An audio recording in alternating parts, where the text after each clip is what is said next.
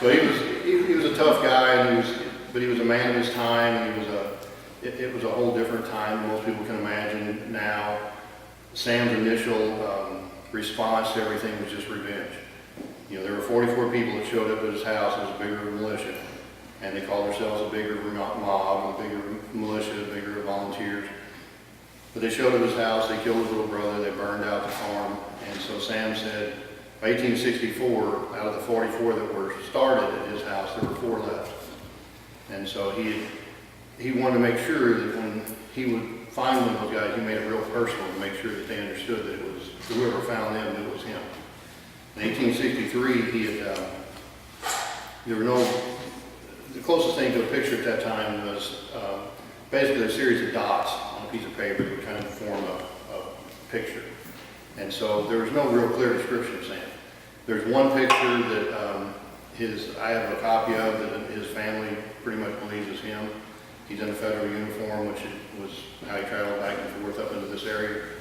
Basically, he's a guy about my size, which he was pretty big for his time, about 6 foot, 200 pounds.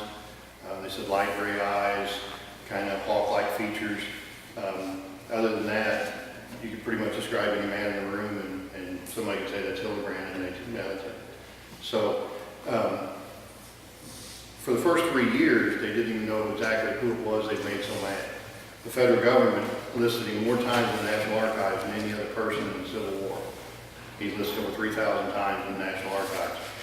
He made papers in New York, Baltimore, Boston, and then a lot of that stuff I just had learned recently. I thought he was more of a local phenomenon, but actually he was known in England because he was considered the Rob Roy, or the Robin Hood, which Rob Roy was an English legend and later became Robin Hood. And because Sam kind of took up with the little guy, and he was a little guy fighting a huge government basically on his own in the beginning, he became pretty infamous, but he also at the same time, there were a couple of Union generals. There was a Colonel Beveridge in St. Louis and a General Fisk, and both of those guys treated him as a soldier and considered him a soldier. So if Sam caught one of his people, he would automatically parole him. But if he caught any, there were 3 troops of cavalry that had been sent here, 2 Frenchmen, or 2 Dutchmen and a Frenchman. If anybody he ever captured belonged to those guys, it was an automatic death sentence. Because those are the people that came to the farm and killed Henry. They came to the mine shaft here and killed his brother and a brother-in-law. They killed Frank. And so anybody that belonged to Wilson or S. Roger or one of the others that said to capture just him, that was an automatic death sentence.